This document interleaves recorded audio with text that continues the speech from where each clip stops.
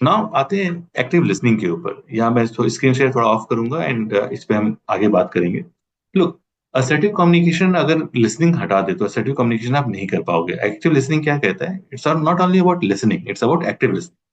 कि सामने वाले की बातों को आप समझ पा रहे हो, सुन पा रहे हो या नहीं पा रहे हो। नहीं तो आप फिर सामने चीजें असर्टिव तरीके से आप बता भी नहीं पाओगे।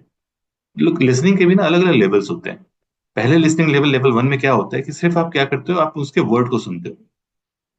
समझा पा रहा हूँ? सिर्फ उसके वर्ड को सुनते हो, उसके मीनिंग को आप समझ नहीं पा रहे हो कि वो कहना क्या चाह रहा है। जो सेकंड लेवल होता है उसमें आप क्या होता है, आप उसके मीनिंग को समझते हो कि वो क्या बोल रहा है और क्या उसका मीनिंग है, बट उसके फीलिंग को नहीं समझ पाते।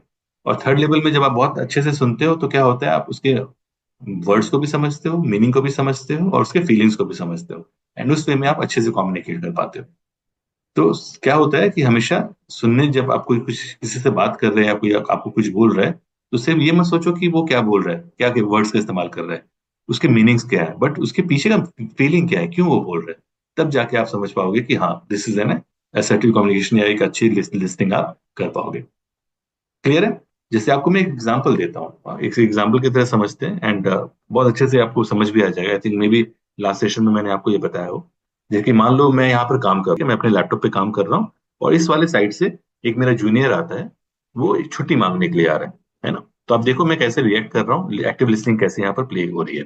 मैं यहाँ काम कर रहा हूँ एंड सामने से आया, हेलो, गुड आफ्टरनून सर। हाँ, गुड आफ्टरनून सर। वो एक्चुअली मुझे आज थोड़ी हाफ डे की छुट्टी चाहिए थी।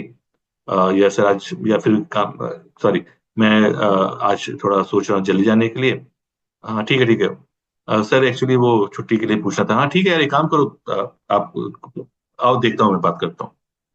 सो दिस इज व्हाट कि मैं उसकी तरफ देख भी नहीं रहा हूँ। क्या वो आया, उसने सुना, मैं सुन लिया कि हाँ कोई छुट्टी के लिए आया है, मैं रिएक्ट नहीं कर रहा हूँ।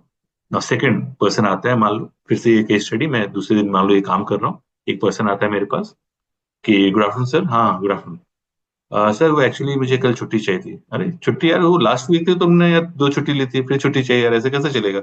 नहीं सर, वो एक्चुअली वो बच्चे का एक वो पोलियो ड्रॉप का एक टीका वो है, वो कराना है। तो अरे यार, एक काम करो, आप 2 घंटे बाद हो, मैं बात करता हूँ, एक इंपॉर्टेंट काम कर रहा हूँ। तो इसमें यहाँ पर क्या हुआ कि इसमें मैंने वर्ड, पहले वाले में क्या था, सिर्फ वर्ड सुना, कुछ और नहीं सुना मैंने।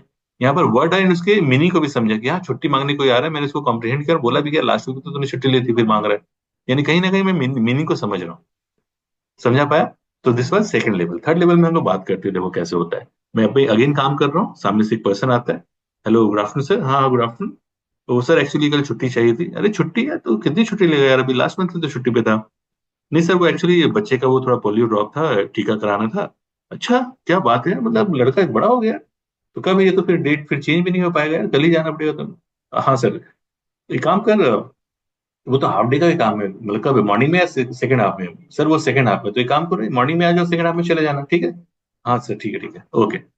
ठीक है, और एक काम करना, डॉक्टर से वो दवा भी लिखवा लेना, ठीक है? लगाने के बाद ना, वो इंजेक्शन के बाद फीवर थोड़ी से आती है, तो डॉक्टर को बोलना ना फीवर का भी इंजेक्शन ले लो, ठीक है? और टाइम पे आना, चलो।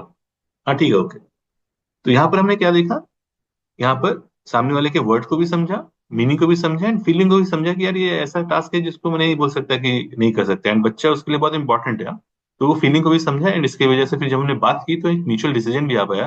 पहले वो एक दिन की छुट्टी मांग रहा था, लेकिन हम जब समझ के हमने बात की, तो हाफ डे हमने बोला कि यार हाफ डे का काम है, हाफ डे आप आ जाओ, काम भी सफर नहीं होगा, और हाफ डे आप चले जाओ। तो विन विन सिचुएशन भी हो गया। समझा पाया? क्लियर?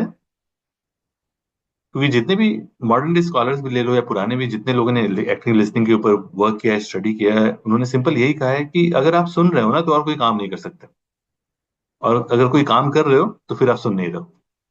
तो बहुत लोगों को मैंने देखा है, कोई काम कर रहा है, लोग बात कर रहे हैं, आप काम करते करते कर रहे हो, या मोबाइल में कुछ देख रहे हो और सुन रहे हो और बात कर रहे हो ही नहीं सकता। लिसनिंग के लिए क्या होना चाहिए, एंड ये भी कहा जाता है कि किसी को अगर सबसे बेस्ट गिफ्ट देना है तो उसकी बात सुन लो। सॉल्यूशन मत दो, बस बात सुन लो।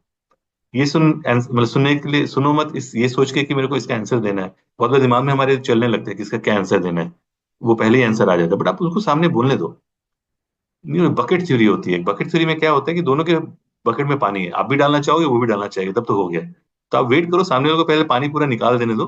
बकेट जब उसका खाली होगी तब अपने बकेट को, आप पानी को उसके बकेट में डाल पाओगे, नहीं तो ओवरफ्लो ही होगा। समझा पाया?